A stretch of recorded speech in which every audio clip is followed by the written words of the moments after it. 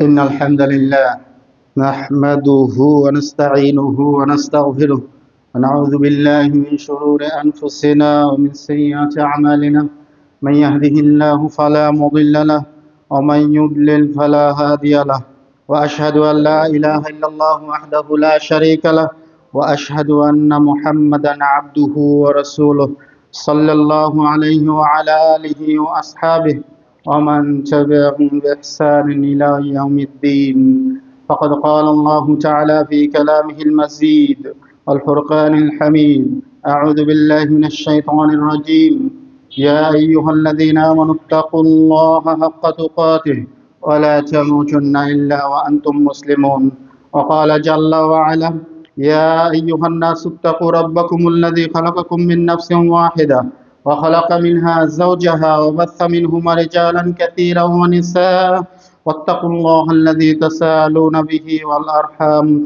إن الله كان عليكم رقيبا وقال جل وعلا يا أيها الذين آمنوا اتقوا الله وقولوا قولا سديدا يصلح لكم أعمالكم ويغفر لكم ذنوبكم ومن يطع الله ورسوله فقد فاز فوزا عظيما وقال نبينا الحبيب الكريم صلى الله عليه وسلم في كل خطبته فإن خير الحديث كتاب الله وخير الهدي هدي محمد صلى الله عليه وسلم وشر الأمور محدثاتها وكل محدثة بدعة وكل بدعة ضلالة وكل ضلالة في النار رواه المسلم الحمد لله بنعمة الإسلام الحمد لله بنعمة الإيمان الحمد لله بنعمة القرآن الحمد لله بنعمة نبينا حبيبنا محمد صلى الله عليه وسلم সমস্ত প্রশংসা এই মহাবিশ্বের প্রতিপালক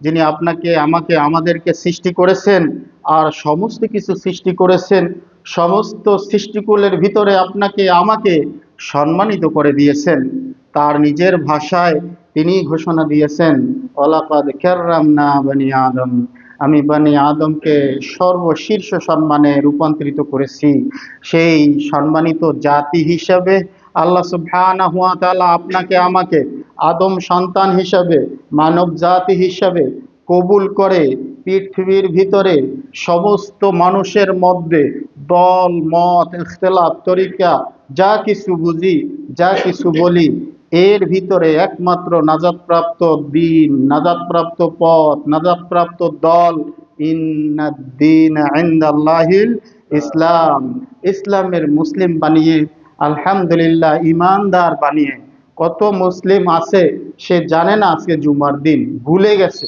কত মুসলিম আছে যে আজকে যে একটা আল্লাহ সুবহানাহু ওয়া তাআলা আমাদের জন্য ঈদের দিন ইবাদতের দিন গুনাহ মাফের দিন আনন্দের দিন আল্লাহ সুবহানাহু ওয়া তাআলাকে রাজি খুশি করার দিন এইটা জানতে যে ঈমান লাগে সেই ঈমান হালাওয়াতুল ঈমান মহব্বতের ঈমান অন্তরে প্রতিষ্ঠিত আল্লাহ সুবহানাহু ওয়া তাআলার ভালোবাসা এবং নবী মুহাম্মদ সাল্লাল্লাহু আলাইহি সাল্লামের আদর্শ বাস্তবায়ন করার মতো একটা হালাওয়াতুল ঈমান সম্মানিত ঈমান থেকে বঞ্চিত সেই আল্লাহ সুবহানাহু ওয়া তাআলা আমাদেরকে কবুল করে প্রতিষ্ঠিত একটি কোরআন এবং সুন্নাহর উপর ভিত্তিতে যেটি পরিচালিত হয় সবার কাছে পরিচালিত তারাই বলে হাযাল মসজিদ আহলুল হাদিস মানে এই মসজিদটা ওই রূপরেখাই চলে যেটা নবী সাল্লাল্লাহু আলাইহি সাল্লামের নিজের হাতে রেখে গেছেন তারাকতু ফীকুম আমরাইন লান তাদিল্লু মা তামাসসাকতুম বিহিমা কিতাবাল্লাহ ওয়া সুন্নাতুন নবী আলাইহিস সালাতু ওয়াস সালাম তোমাদের মাঝে আমি দুটো জিনিস রেখে যাচ্ছি কোনোদিন তোমাদেরকে গোমরা হতে হবে না যতদিন তোমরা এই দুটো জিনিসকে যত্ন করে রাখবে আলহামদুলিল্লাহ একমাত্র এই এলাকার ভিতরে এই মসজিদের সম্মানিত মেহমান হিসাবে দুয়ুফুর রহমান আল্লাহর মেহমান হিসাবে আপনি আমি হাজির হতে পেরেছি এটা কারণ কি আল্লাহ সুবহানাহু ওয়া তাআলা আমাদের নিয়ামতুল ঈমান দান করেছেন এজন্যই শুকরিয়া আদায় করব আলহামদুলিল্লাহ বিনিয়ামাতিল ঈমান আলহামদুলিল্লাহ বিনিয়ামাতিল কোরআন আরো শুকরিয়া আদায় করি সেই মহান রব্বুনা সুবহানাহু যিনি আমাদেরকে জীবন চলার জন্য হাটে ঘাটে মাঠে ময়দানে শয়নে স্বপনে গোপনে একলা দুজনে কোথায় কি কাজ আমার জন্য কি কাজ করলে আমি নাজাত পাবো আর কি কাজ করলে আমি ওই জান্নাত থেকে দুর্বিত হব, লেখা আল্লাহ, আল্লাহর দিদার থেকে বঞ্চিত হব। এবং ইসলামের শত্রু যারা, তারা বিভিন্ন রকমের রূপরেখা, বিভিন্ন কৌশলে কষ্ট দেবে, তাদের জবাব দেওয়ার জন্য আল্লাহ সুবহানাহু ওয়া তাআলা নাজিল করেছেন নিয়ামাতুল কোরআন।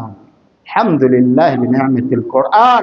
সেই কোরআনের একজন সাহেব, অনুসারী, মাহবুব, ভালোবাসার বান্দা হিসাবে আপনাকে, আমাকে, আমাদেরকে কবুল করে এই মসজিদে হাজির হওয়ার তৌফিক দান করেছেন, যার উপর ভিত্তি করে আমরা সন্তুষ্ট। কাল কিয়ামতের দিন এই কোরআনই আমাদের জন্য সুপারিশ করবে আল্লাহর কাছে, ততক্ষণ পর্যন্ত, যতক্ষণ না পর্যন্ত আমরা জান্নাতে না যেতে পারি।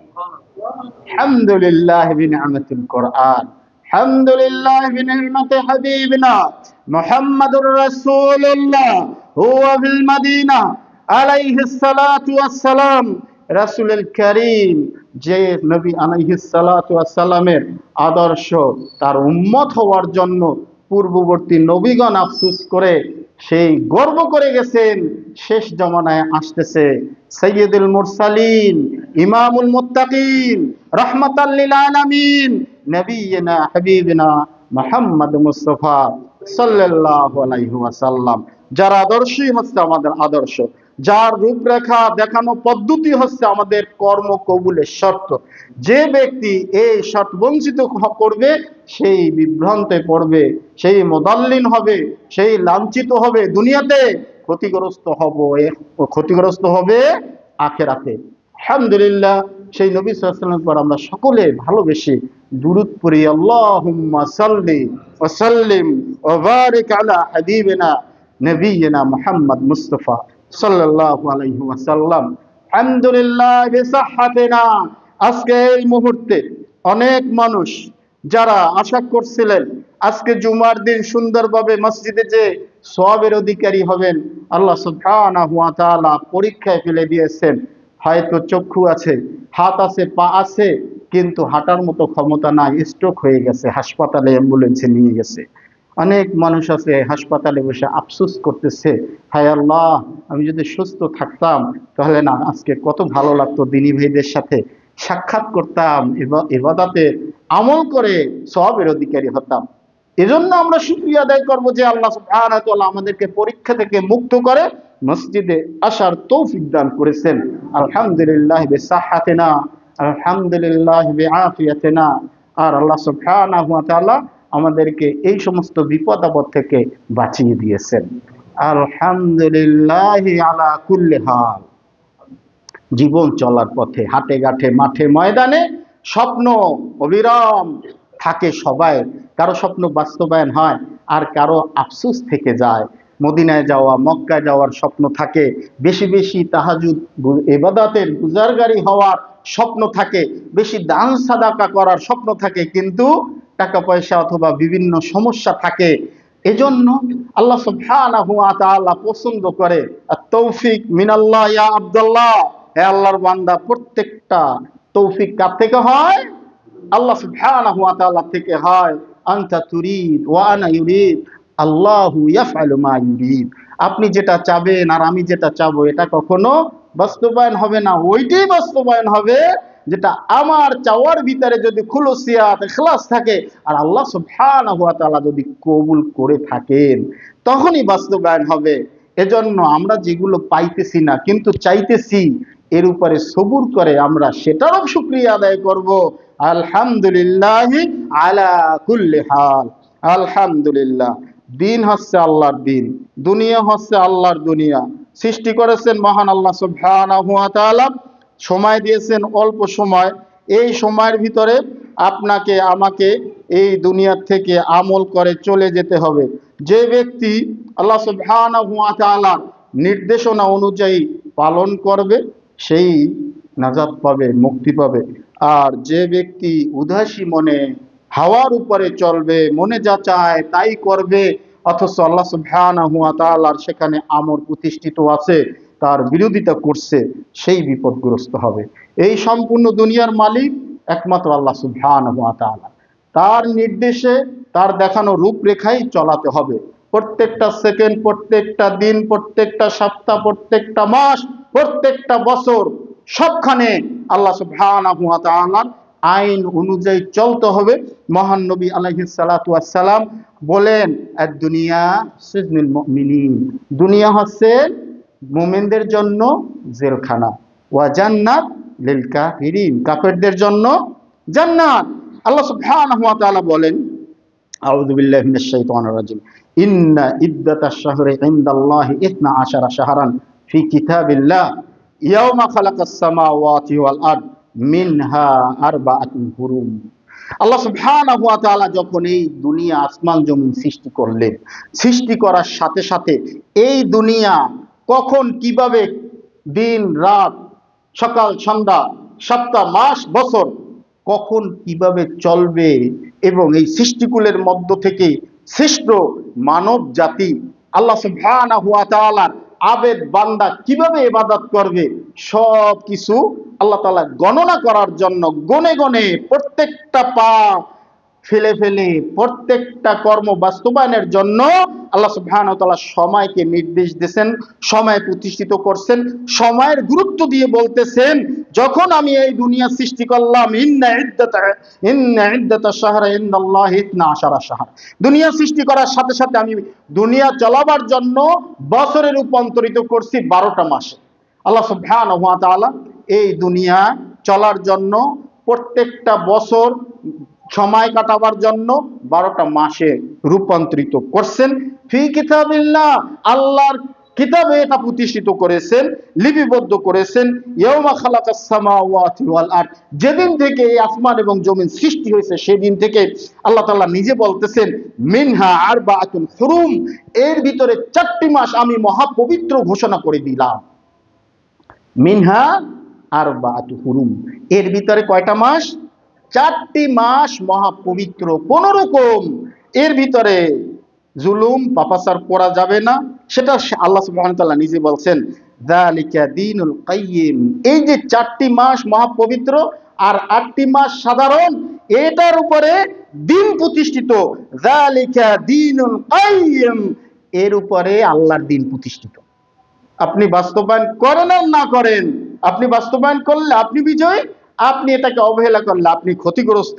আল্লাহ সুবহানাহু ওয়া তাআলা বলেন, ফালা তাযলিমু ফীহিন্না আনফুসাকুম, খবরদার তোমরা এই 4টা মাসে, বিশেষ করে 8টি মাস যেভাবে চলতেছে, কিন্তু এই 4টি মাসের ভিতর কোন রকম জুলুম, কোন রকম আল্লাহর হক, কোন রকম নবী সাল্লাল্লাহু আলাইহি ওয়াসাল্লামের দেখানো পদ্ধতিকে উল্টা পাল্টা করবে না, জুলুম করবে না, না আল্লাহর উপরে, না নবী সাল্লাল্লাহু আলাইহি ওয়াসাল্লাম উপরে, না কোনো মুসলিমের উপরে, না কোনো অসহায় অথবা অমুসলিম হোক তার উপরে কোন রকম। আল্লাহ বলছে ফালা, আরবিতে ফালা তখন বলে সর্বশেষ, খবরদার, যেরকম আমরা বলি এই কথা কখন বলি, সর্বশেষ সতর্কবাণী। আল্লাহ এখানেই বলছেন, ফালা তাযলিমু ফীহিন্না আনফুসাকুম, খবরদার কোন রকম এই 4টি মাসের ভিতরে তোমরা কোন রকম জুলুম করবে না। আল্লাহ সুবহানাহু ওয়া তাআলা এভাবে আমাদেরকে শিক্ষা দিয়েছেন হাতে কলমে। আমরা যে এখন যে মাসে অবস্থান করতেছি, এটা কি মাস? শাহরুল্লাহিল হারাম। আল্লাহ সুবহানাহু ওয়া তাআলা 4টি মহাপবিত্র হারাম মাসের একটি মাস রজব মাস।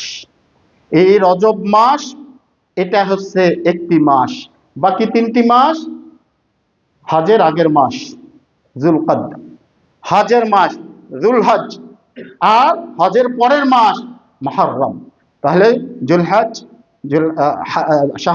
যুলকাদ, যুলহজ, মুহররম, আর এই হচ্ছে রজব মাস। এই 4টি মাসে আরবরা অনেক সচেতন, কোন রকম ঝগড়া ফাসাদ কতল যা কিছু সব কিছু এড়িয়ে চলে। আল্লাহ বলছেন খবরদার কোন রকম জুলুম যাতে না হয়। অথচ এই ইলম যদি আমরা না জানি, অজান্তে ভুল হয়ে যাবে, কিন্তু আল্লাহর পবিত্র মাস অপবিত্র হয়ে যাবে। এজন্য আমাদের জানাটা কত জরুরি, এর উপরে আমল করা কতটা জরুরি, কত সচেতন হওয়া জরুরি। আলহামদুলিল্লাহ, আল্লাহ সুবহানাহু ওয়া তাআলা আমাদেরকে তৌফিক দান করেন। এই 4টি মাসকে যেন আমরা আল্লাহ যেভাবে পবিত্র রেখেছেন, আমরা যেন আমাদের আমলে, কর্মে, কথায়, চলায় এবং আমাদের ইমানে, ইসলামে কোন রকম যাতে উল্টা না হয়, জুলুম না হয়, সতর্ক থাকার আল্লাহ আমাদের তৌফিক দান করেন। 4টি মাসের একটি মাস রজব মাস। এই মাসের আরেকটা নাম আছে। এই মাসের আরেকটা নাম হচ্ছে কি? সংশোধনের মাস, তওবার মাস, নিজেকে গঠন করার মাস, নিজেকে প্রস্তুতি করার মাস। কারণ সামনে আসতেছে কি? শাহরুল্লাহ শাবান, আল্লাহ সুবহানাহু ওয়া তাআলার শাবান মাস আসতেছে। তারপরে আসতেছে কি? রমাদান, ইবাদতের ফসল ফলানের মাস। রমজান মাস ফসল আমল শুরু করার মাস না। আমরা অনেকেই ভুল করি, শুরু করি কখন থেকে? রমজান থেকে। নবী সাল্লাল্লাহু আলাইহি ওয়াসাল্লাম কখনো রমজান থেকে শুরু করেন নাই। নবী সাল্লাল্লাহু আলাইহি ওয়াসাল্লাম প্রস্তুতি নেছেন, ইয়া আব্দুল্লাহ, হে আল্লাহর বান্দা, এই মাস থেকে প্রস্তুতি নেছেন। এই মাসে কোনো স্পেশাল ইবাদত না, কিন্তু গঠন করার মাস, চাষ করার মাস। যখন একটা ক্ষেত, ধানের জমি হোক অথবা ফসলের জমি হোক, প্রথম কি করে? চাষাবাদ করে, এক চাষ দেয়, আবার শুকায়, আবার যেগুলো আগাছা ছিল এগুলো আরেকটু মারা গেছে অথবা শুকিয়ে গেছে, এরপর আবার আর এক চাষ দেয়, এরপরে এগুলো মারা গেছে, এগুলো সব উঠিয়া এরপরে আর এক চাষ দেয়। একবারে পরিষ্কার সুন্দর করে পরিশুদ্ধ করে মাটিটাকে উর্বরে রূপান্তরিত করে, সার ওষুধ যা কিছু প্রয়োজন এখানে ফসলের জন্য ক্ষেত সাজায়, কিন্তু বীজ বপন করে নাই। যার কারণে আল্লাহ নবী সাল্লাল্লাহু আলাইহি ওয়াসাল্লাম রজব মাসে স্পেশাল কোনো আমল করে নাই। স্পেশাল কোনো আমল ছিল না। আমল ছিল কি?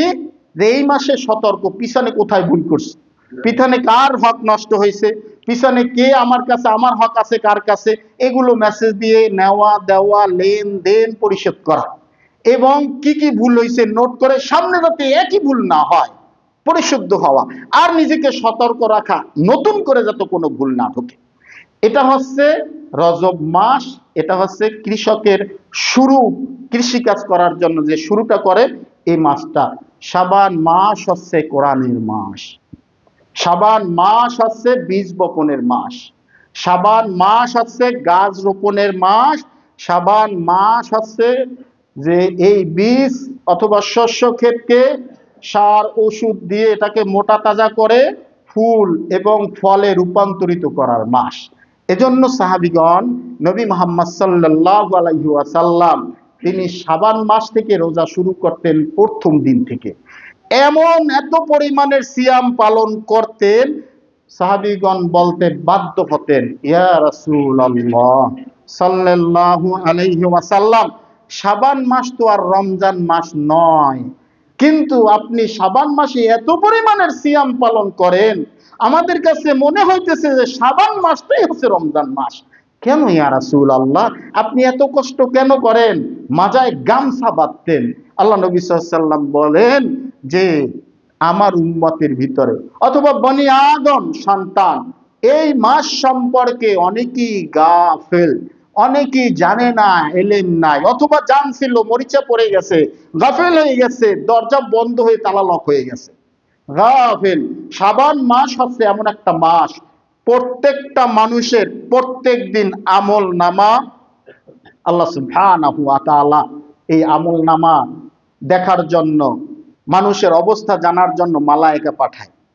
2 শ্রেণীর মালায়েকা আসে, সকাল সন্ধ্যা, সন্ধ্যা সকাল ডিউটি করে। আল্লাহ জিজ্ঞেস করে আমার বান্দাদের কি অবস্থায় দেখে আসলে? যারা 5 ওয়াক্ত সালাত পড়ছে, যারা সিজদারত অবস্থায় আসছে, তাদের কথা বলে অমুক অমুক, তাকে দেখছি সিজদারত অবস্থায়। এই জন্য দুঃখের বিষয় তাদের যারা ফজরের জামাতে হাজির হইতে পারে না। আল্লাহ নবী সাল্লাল্লাহু আলাইহি ওয়াসাল্লাম বলেন, যে ব্যক্তি ফজরের সালাত ইমামের সাথে আদায় করলো, ফাহুয়া ফি জিম্মাতিল্লাহ, সে হচ্ছে আল্লাহর আমানতের ভিতর হয়ে গেল, আল্লাহর জিম্মাতের ভিতর হয়ে গেল, আল্লাহর মাহবুব বান্দায় রূপান্তরিত হইল। কিন্তু যারা পারলো না, কত হতভাগা অনেক মানুষ আছে যারা ঘরে ফজরের সালাত আদায় করে বিভিন্ন অজুহাতে। এরপরে নবী সাল্লাল্লাহু আলাইহি ওয়াসাল্লাম বলছে, যে ব্যক্তি ফজরের আগে মাত্র 2 রাকাত যে সুন্নাত নফল আমরা পড়ি, এই 2 রাকাত দুনিয়া মা ফিহা, দুনিয়া এবং দুনিয়ার ভিতরে যত নেয়ামত আছে সমস্ত নেয়ামতের চাইতে অধিক সওয়াব সম্মান আল্লাহ তাআলা তার জন্য লিপিবদ্ধ করে রাখে। তাহলে যে ব্যক্তি ফজরের সময় ঘুমিয়ে থাকে, তার মতো করে দিন পালন করে, সূর্য উঠলে পরে, কিন্তু সে 5 ওয়াক্ত নামাজি, সালাত পড়ে, আহলুল হাদিস, সহিহ আকীদা, শিরিক করে না, বেদাত করে না, কিন্তু ওখানে দুর্বল। এজন্য আমাদেরকে জানতে হবে শাহরুল্লাহিল হারামের পরে এই যে শাবান মাস, আগে কি করছি? প্রস্তুতি নিছি। এখন কি করছি? আমল শুরু করছি। আগে চাষাবাদ করছি, এখন বীজ বপন করে গাছকে বড় করতেছি, ফসল দেখবো চোখে। এটাই হচ্ছে শাবান মাস। আল্লাহ নবী সাল্লাল্লাহু আলাইহি ওয়াসাল্লাম যখন সিয়াম পালন শুরু করতেন, একাধারে 10 দিন 12 দিন রাখতেন। তখন আবার যখন ছেড়ে দিতেন, আবার একাধারে 3 দিন 4 দিন 5 দিন রাখতেন না, আবার শুরু করতেন, আবার একাধারে রাখতেন। কিন্তু রমজান এবং শাবানের মধ্যে পার্থক্য করার জন্য, কারণ এটা আল্লাহর নির্দেশ, আর এটা কি? অতিরিক্ত, ওভার টাইম, আল্লাহর সন্তুষ্টির জন্য, তাকাররুবু ইলাল্লাহ, আল্লাহর নিকটবর্তী হওয়ার জন্য এক্সট্রা নিজের থেকে আমল। তাহলে যে ব্যক্তি প্রস্তুতি নিয়েছে সেই বিজয় হয়েছে, যে ব্যক্তি প্রস্তুতি নিয়েছে সেই বিজয় হয়েছে। আর যে অপ্রস্তুতি নিয়েছে, রমজান থেকে শুরু করবে, প্রথম দিন মনের ভুলে খেয়ে ফেলেছে, প্রথম দিন মনের ভুলে জামাত মিস হয়েছে, প্রত্যেক দিন নিজের অজান্তেও কাজে যেতে বাধ্য হয়েছে, কারণ আগে প্রস্তুতি ছিল না। ইফতারিও সুন্দর হয় নাই, সময়টাও তেলাওয়াতুল কোরআনও সুন্দর হয় নাই, কারণ প্রস্তুতি নাই। এজন্য সবাইকে বলতেছি, আমাকে উসিকুম অবিনাফসি, আপনাদেরকেও বলতেছি ওসিয়ত, আমাকেও বলতেছি, আমরা যেন এই ভুলটা না করি, আমরা যেন তাদের সাথে থাকি। কাদের? আস-সাবিকুন, যারা পিছনে চলে গেছে, সালফে সালিহিন, সাহাবা আজমাইন, তারা এই মাস ইবাদত পালন করতেন, শুরু করতেন প্রথম দিন থেকে এবং চলতে থাকতেন সিয়াম, কিয়াম, তেলাওয়াতুল কোরআন, রাত্রে সালাত পড়া, তাহাজ্জুদ পড়ার অভ্যাস, যাতে তারাবি মিস না যায়। আর আমরা তো অনেকে ফতুয়া, সুন্নাত না পড়লে সমস্যা নাই, এটা খরচ না, ছেড়ে দেশে, কারণ হালকা মনে করছেন। সাহাবিগান লাঠিতে ভর দিতে বাধ্য হতেন নবী সাল্লাল্লাহু আলাইহি ওয়াসাল্লামের পিছনে। সালাতুত তারাবি যখন পড়তেন, আল্লাহ নবী সাল্লাল্লাহু আলাইহি ওয়াসাল্লাম এত লম্বা করতেন যাতে তারা লাঠিতে ভর দিতে বাধ্য হইতেন। এটা কি অসত্য কথা? এটাই বাস্তব কথা। তার লম্বা কেরাত ছিলেন, তার অনেক লম্বা সুজুদ সিজদা ছিলেন, রুকু ছিলেন, এবং ধীরে ধীরে সালাত পড়তেন। আল্লাহু আকবার। অথচ আমরা এই বিষয় নিয়ে নিজেরাই ইখতিলাফ করি, নিজেরাই বিভিন্ন রকম চিন্তা করি কিভাবে আমরা মুক্তি পাবো। ভাই, এজন্য আমাদের উচিত কি? ইলম অর্জন করা। আল ইলমু ইউহারিসুকা ওয়া আনতা তুহারিসুল মাল। ইলম আপনার পাহারা দিবে, আর সারা জীবন আপনি পরের গোলামি করবেন, কিন্তু পরের জন্য সবকিছু করবেন। নিজে অতটুকুই নিতে পারবেন যতটুক নিজে কর্মী, তো আল্লাহ সুবহানাহু ওয়া তাআলা সন্তুষ্টির জন্য আমল করছি, এছাড়া অন্য কিছু যাবে না। সম্পদ থেকে যাবে, সবকিছু থাকবে, সন্তানও থেকে যাবে। আমার বাবা মারা যাওয়ার পরে যেরকম আমাকে রেখে গেছেন, আমার দাদা মারা যাওয়ার পরে যেভাবে আমার বাবাকে রেখে গেছেন, এরকমই আমার সন্তানও থাকবে। আমি, আমার বাবা যেরকম আমার দাদার কতটা তার জন্য তওবা ইস্তেগফার এবং ইবাদত করছে, এতটুকুই পাবে। আমি যেরকম আমার বাবার পক্ষ থেকে বাবার জন্য সকাল সন্ধ্যা দিনে রাত মার জন্য যতটুকু পাঠাই, অতটুকুই পাবে। এই জন্য আল্লাহ নবী সাল্লাল্লাহু আলাইহি ওয়াসাল্লাম বলেছেন যে বনি আদম সন্তান যখন মারা যায়, ইযা মাতাল ইনসান ইনকাতা আনহু আমালুহু, মানুষ যখন মারা যায় তার সব আমল বন্ধ হয়ে যায়। ইল্লা মিন সালাসা, তিনটা জারি থাকে, আহলুহু ওয়া মালুহু ওয়া আমালুহু, তার আহাল পরিবার তার সাথে থাকে, তার সম্পদ তার সাথে থাকে, এবং আহলুহু ওয়া মালুহু আর আমালুহু, আমল, তার কর্মী। তো আজকে যারা আউয়ালক্তে এই জুমা মসজিদে সমস্ত কর্মকাজ, অনেকে কাজই করে নাই জুমার জন্য, যারা আগ্রহ হয়েছে এবং আগ্রহের সাথে আসছেন, আল্লাহ সুবহানাহু ওয়া তাআলার সান্নিধ্য লাভের আশায় আসছেন, তারাই তো সফল। এটা সাথে যাবে, কবরে যাবে, আলহামদুলিল্লাহ। আর এই দিনে যারা সকালবেলা সেই কাজে বের হয়ে গেছে, এখনো গোসল করে মসজিদে আসার সুযোগ পায় নাই, তাদের এই আমলটাও কাজে যাবে, কিন্তু এটার ওজন হবে না, এটা দুনিয়ায় থেকে যাবে, সাথে যাবে না, কিন্তু এটা সাথে যাবে। আলহামদুলিল্লাহ, যদি ভালো হয় এটা কাজে আসবে, যদি কল্যাণ হয় এটা কিয়ামতে বিপদগ্রস্ত হবে। এজন্য আলহামদুলিল্লাহ, আল্লাহ সুবহানাহু ওয়া তাআলা আমাদেরকে নিয়ামত দিয়েছেন, সামনে আসতেছে আমলের মাস। সব শুরু থেকে আমরা কি কোরআন তেলাওয়াতের অভ্যাসে পরিণত করব, কারণ জং ধরে গেছে এই দীর্ঘ সময় 9 মাস 10 মাস আমরা ঠিকমতো রেগুলার কোরআন তেলাওয়াতে অভ্যস্ত হতে পারিনি। যার কারণে শাবান মাসে যদি মোটামুটি ভালো করে ট্রেনিং দেই, সকাল সন্ধ্যা, সন্ধ্যা সকাল কোরআনের সাথে ভালোবেসে সাহিবুল কোরআন হতে পারি, তাহলে রমজান মাসে কোনো রকম মিস হবে না, ফসল ফলবে ইনশাআল্লাহ। আল্লাহ সুবহানাহু ওয়া তাআলা আমাদের তৌফিক দান করেন। এজন্য নবী সাল্লাল্লাহু আলাইহি ওয়াসাল্লাম বলেছেন, বনি আদমের অধিকাংশ মানুষ গাফেল এ সম্পর্কে, কারণ প্রত্যেক দিন প্রত্যেক সপ্তাহে মানুষের আমলনামাকে পরিদর্শন করা হয়, এরপরে প্রত্যেক দিন জমা করা হয়। সোমবারে এবং বৃহস্পতিবারে আল্লাহ নবী সাল্লাল্লাহু আলাইহি ওয়াসাল্লাম বলেছেন প্রত্যেকটা আদম সন্তানের আমলগুলো জমা করা হয় উর্দু স্থানে, সম্মানিতভাবে সংরক্ষিত করা হয়। পুরো বছরের যখন শাবান মাস আসে, এই শাবান মাসে মূল ভলিউমে কিয়ামতের ময়দানের জন্য এটা লিপিবদ্ধ করা হয়। আল্লাহ নবী সাল্লাল্লাহু আলাইহি ওয়াসাল্লাম বলেন যে প্রত্যেক বনি আদমের আমলনামা বাৎসরিক হিসাব হয় শাহরুল্লাহি শাবান, আল্লাহর শাবান মাসে। এজন্য আমি চাই, আমি মুহাম্মদ সাল্লাল্লাহু আলাইহি সাল্লাম, আমি আল্লাহর নবী চাই, আমার আমলটা যখন আল্লাহর দরবারে আল্লাহ সুবহানাহু ওয়া তাআলার সামনে খোলা হবে মূল ভলিউম, আমার আমল থেকে যেন সিয়ামের ঘেরান আসে। ও আনা সায়েম, আমি রোজা অবস্থায় থাকবো আর আমার আমলটা আল্লাহর কাছে সিয়ামের ঘেরান আসবে, আল্লাহ দেখবে। কারণ আমি জানি আল্লাহ সুবহানাহু ওয়া তাআলা হাদিসে কুদসিতে বলছেন, as-sawmu li, এই সিয়াম আমার জন্য, আমি নিজের হাতে আমি পুরস্কৃত করব যিনি সাইমিন, যিনি এই সিয়াম পালন করছেন। আল্লাহ সুবহানাহু ওয়া তাআলা আমাদের তৌফিক দান করেন।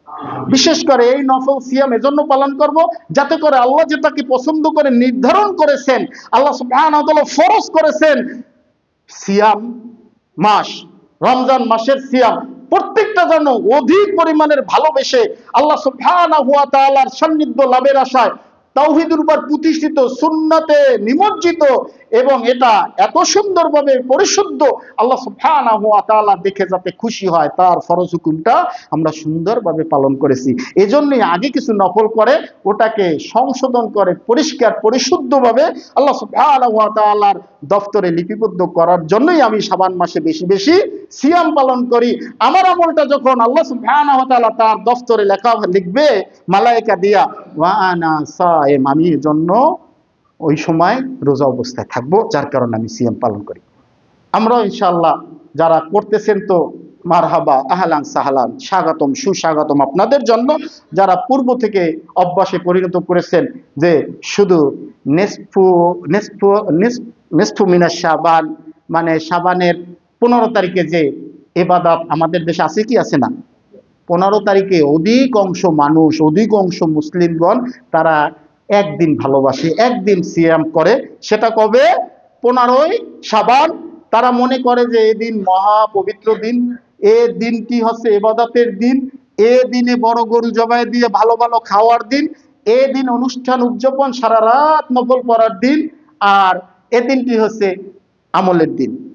এটা হচ্ছে নবী মুহাম্মদ সাল্লাল্লাহু আলাইহি ওয়াসাল্লামের উপর মিথ্যা প্রতিপন্ন করা। নবী সাল্লাল্লাহু আলাইহি ওয়াসাল্লাম বলেছেন, যে ব্যক্তি মান কাযাবা আলাইয়া মুতাআম্মিদান, যে ব্যক্তি আমার উপরে একটি মিথ্যা রটনা বলে সমাজে প্রতিষ্ঠিত করেছে, চালু করে দিয়েছে, তার ঠিকানা সে নিজে বানিয়ে নিল জাহান্নাম। তার জিহ্বাকে কর্তন করা হবে কিয়ামতের মাঠে এবং ওই ব্যক্তিকে উলকিয়া ফিন্নার, জাহান্নামে নিক্ষিপ্ত হবে ওই ব্যক্তি। কিয়ামতের মাঠে সে ক্ষতিগ্রস্ত হবে। আল্লাহ সুবহানাহু ওয়া তাআলা তার আমলকে উড়িয়ে দেবে, ওজন হবে না। আল্লাহ নবী সাল্লাল্লাহু আলাইহি সাল্লাম নিজের হাতে হাউজে কাউসারের পানি যখন পান করাবে, তারাও আসবে, দাবি করে, উম্মত দাবি করে, আর নবী মুহাম্মদ সাল্লাল্লাহু আলাইহি সাল্লাম এগিয়ে আসবে, ফেরেশতারা পর্দা দিয়ে দেবে। আল্লাহ নবী সাল্লাল্লাহু আলাইহি সাল্লাম দাবি করবে, উম্মতি উম্মতি, ফেরেশতা বলবে, ইন্নাকা লা তাদরি ইয়া মুহাম্মাদু, হে মুহাম্মদ সাল্লাল্লাহু আলাইহি সাল্লাম, অবশ্যই আপনি জানেন না, মা আহদাতু বা'দাক, আপনার মৃত্যুর পরে তারা দিনকে নষ্ট করেছে, ধর্মের নামে সুন্নাত প্রতিষ্ঠিত না করে কি অঘটন ঘটিয়েছে, গায়িরু ওয়াবাদদিলু সুন্নাতুন নবী আলাইহিস সালাতু ওয়াস সালাম, আপনার সুন্নাতকে পরিবর্তন করে দিয়েছেন। আল্লাহ নবী সাল্লাল্লাহু আলাইহি সাল্লাম এত কষ্ট পাবে, এত কষ্ট পেয়ে আল্লাহ নবী সাল্লাল্লাহু আলাইহি সাল্লাম কোনোদিন কারো উপর রাগ করেন নাই, কোনোদিন কারো উপরে অসন্তুষ্ট বা এরকম কঠোর বিচার করেন নাই, সুন্দরভাবে বুঝিয়েছেন। তার আখলাক চরিত্র দেখে 90% লোক মুসলিম হয়েছেন। সেই নবী মুহাম্মদ সাল্লাল্লাহু আলাইহি ওয়াসাল্লাম কিয়ামতের মাঠে রাগান্বিত হয়ে এরকম বলবে, সাহকান সাহকান, তাড়িয়ে দাও, ভাগিয়ে দাও, লিমান গায়্যিরু ওয়া বাদদিলু, যারা আমার সুন্নাত আদর্শকে পরিবর্তন করেছে, সুন্নতের জায়গায় বেদাত বসাইছে। সুবহানাল্লাহ, কিভাবে আমি আপনি বুঝাবো এই সমাজকে? প্রতিষ্ঠিত আছে, থাকবে, এরা করবে। এজন্য আমাদের কাছে আছে কি?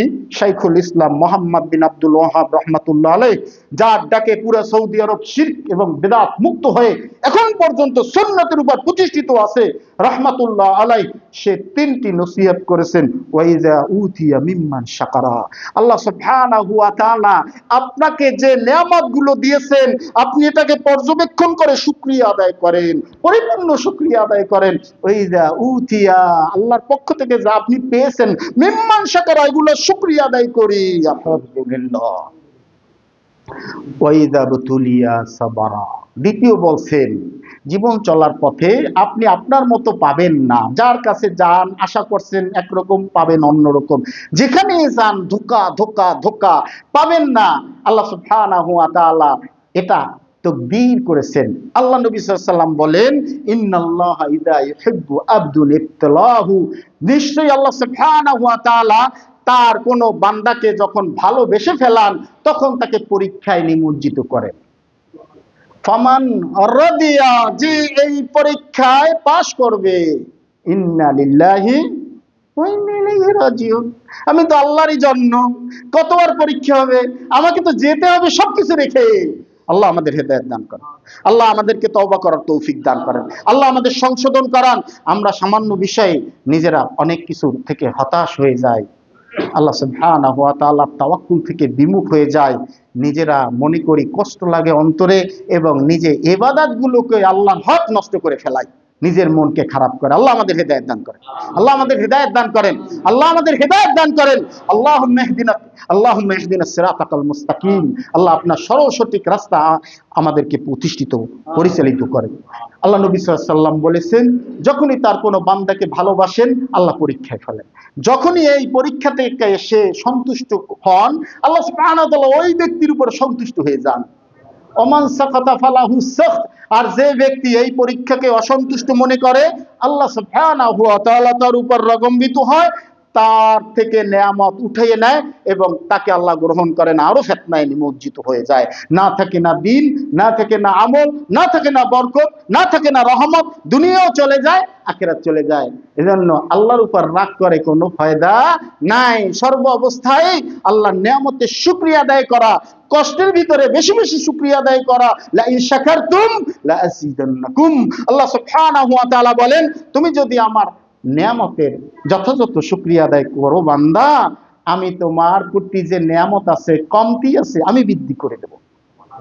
যা পেয়েছো তুমি সন্তুষ্ট হয়েছো, আমি আরো দেব, তুমি আরো সন্তুষ্ট হবে।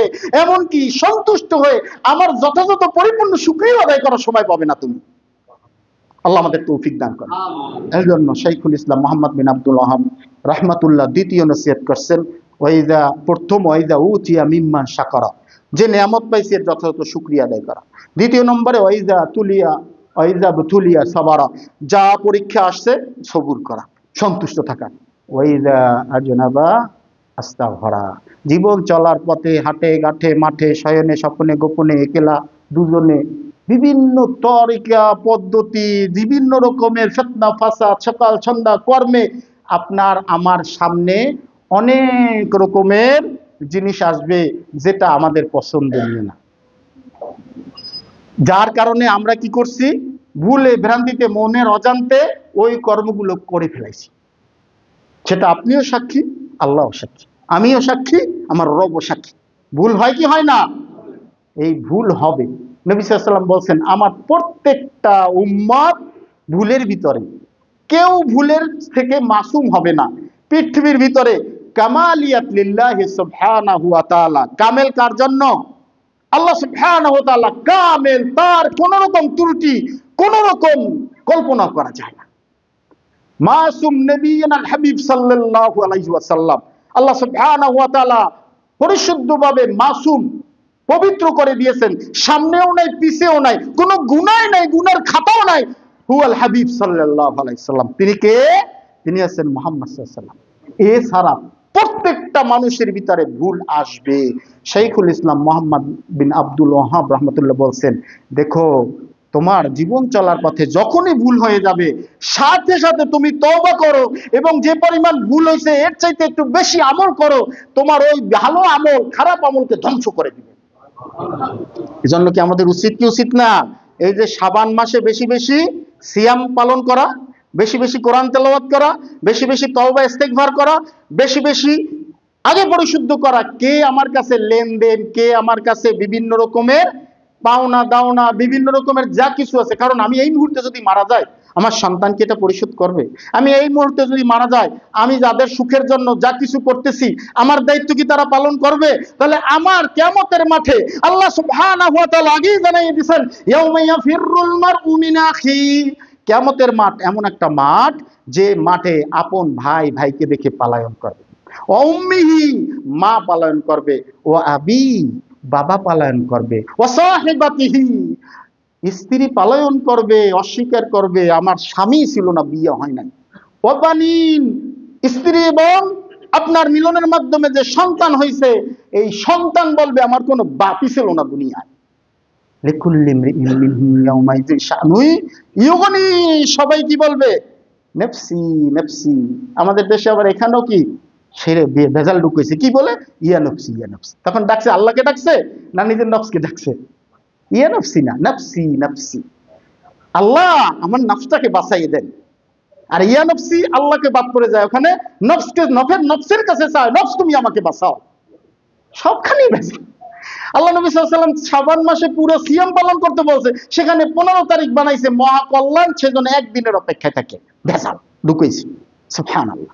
নুকাযযিবুল্লাহ, আল্লাহ নামে মিথ্যা বলবো, নুকাযযিবুন নবী মুহাম্মদ সাল্লাল্লাহু আলাইহি ওয়াসাল্লাম, নবী মুহাম্মদ সাল্লাল্লাহু আলাইহি ওয়াসাল্লামের নামে মিথ্যা ঘটনা ঘটাবো, বিদআত করে নাউযুবিল্লাহ। যেখানে নবী সাল্লাল্লাহু আলাইহি ওয়াসাল্লাম প্রত্যেকটা খুতবায় যখনই মিম্বারে উঠতেন সবসময় নবী সাল্লাল্লাহু আলাইহি ওয়াসাল্লাম বলতেন ফাইন্না খায়রুল হাদিস কিতাবুল্লাহ, সর্বোত্তম জিন্দেগি হচ্ছে আমার কিতাব, ওয়া খায়রুল হাদি হাদি মুহাম্মদ সাল্লাল্লাহু আলাইহি ওয়াসাল্লাম, এবং সর্বোত্তম হেদায়েত হচ্ছে মুহাম্মদ সাল্লাল্লাহু আলাইহি ওয়াসাল্লামের হেদায়েত। ওয়া শাররুল উমুরি মুহদাসাতুহা, যুগের সাথে চলনে ঘটনায় বিভিন্ন অবস্থায় বিভিন্ন রকমের নূতন নূতন আবিষ্কার হবে ইসলামের ভিতরে। শয়তান বিভিন্ন রকম রূপরেখা, আধুনিকতা, সৌন্দর্য, কারুকার্য করে চাকচিক্যময় আপনার সামনে এনে দিবে, আর আপনি ওটা করতে ভালো লাগবে। সময় কম, ঘটনা সত্য ঘটনা।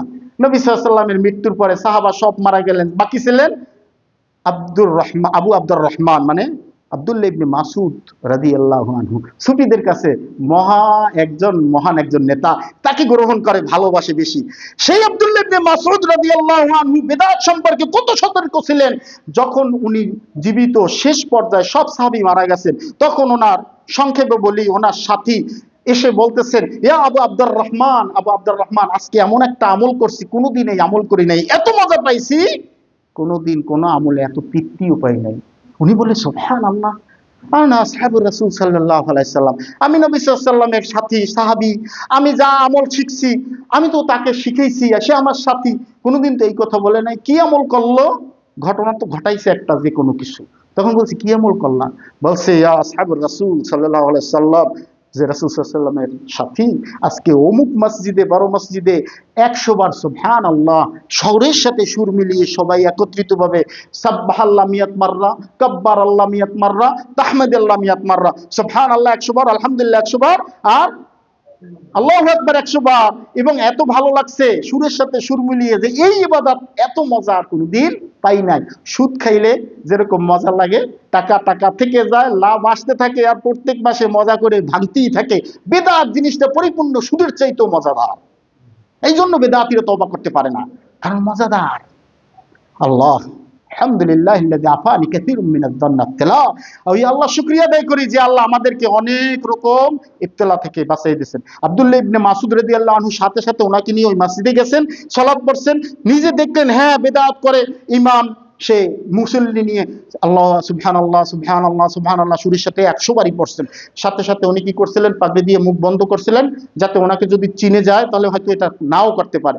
উনি তখন সামনে এসছেন, বলতেছেন সরাসরি যে ওনাকে দেখে লাভ দিয়ে উঠে তো ওনার হাতে চুমা দেওয়া, মাথায় চুমা দেওয়া। তখন উনি বলতেছেন তুমি যে দেখেন প্রশ্নের ভাব, তুমি যে এখন যে আমলটা করলা, হাল সাবাক্তা মিন মুহাম্মদ সাল্লাল্লাহু আলাইহি সাল্লাম, এটা কি মুহাম্মদ সাল্লাল্লাহু আলাইহি সাল্লাম থেকে তুমি শিখছো?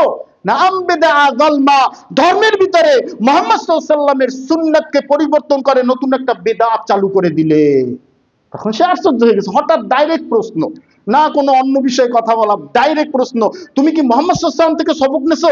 ওনার সাথে মুহাম্মদ সাল্লাল্লাহু আলাইহি ওয়াসাল্লামের দেখা হবে কিভাবে? সাহাবীগণ সব মারা গেছে, আব্দুল্লাহ ইবনে মাসউদ রাদিয়াল্লাহু আনহু অনেক বছর হায়াত পাইছে, যার কারণে শেষ, আর ওই ইমাম হচ্ছে অল্প বয়সী ইমাম।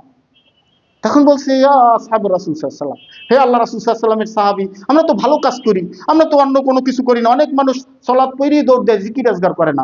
আমরা তাদেরকে ধরে রাখার জন্য একটা সুন্দর পরিকল্পনা। বলছে, আল্লাহর কসম, আল্লাহ নবী মুহাম্মদ সাল্লাল্লাহু আলাইহি ওয়াসাল্লাম আমাদেরকে শিক্ষা দিয়েছে নামাজের পরে 33 বার সুবহানাল্লাহ, 33 বার আলহামদুলিল্লাহ, 33 বার আল্লাহু আকবার, লা ইলাহা ইল্লাল্লাহ ওয়াহদাহু লা শারীকা লাহু লাহুল মুলকু ওয়া লাহুল হামদ ওয়া হুয়া আলা কুল্লি শাইইন কাদির। এটা পড়ে 100 বার পূরণ করছে। সুবহানাল্লাহ, আলহামদুলিল্লাহ, লা ইলাহা ইল্লাল্লাহ, আল্লাহু আকবার, এটা 25 বার শিখাইছে। সুবহানাল্লাহ, আলহামদুলিল্লাহ, লা ইলাহা ইল্লাল্লাহ, আল্লাহু আকবার, ওয়া লা হাওলা ওয়া লা কুওয়াতা ইল্লা বিল্লাহ। আল্লাহ নবী সাল্লাল্লাহু আলাইহি ওয়াসাল্লাম এতটুকু এভাবে শিক্ষা দিয়েছেন, তুমি 33 কে কিভাবে 100 বানাইলে? তখন উনি তওবা করছেন, আস্তাগফিরুল্লাহ, আমরা জানতাম না যে ধর্মের ভিতরে নতুন কিছু সৌন্দর্যের জন্য বৃদ্ধি করা যাবে না, এটা পাপ, আমরা আজকে জানলাম। তওবা করে তারা এইটাকে ছেড়ে দিচ্ছেন। সুবহানাল্লাহ। আল্লাহ আমাদের হেদায়েত দান করেন, আমাদের সঠিক তথ্য জানার তৌফিক দান করেন। ওয়া সাল্লাল্লাহু আলা নবিয়িনা মুহাম্মাদিন ওয়া আলা আলিহি ওয়া সাহবিহি।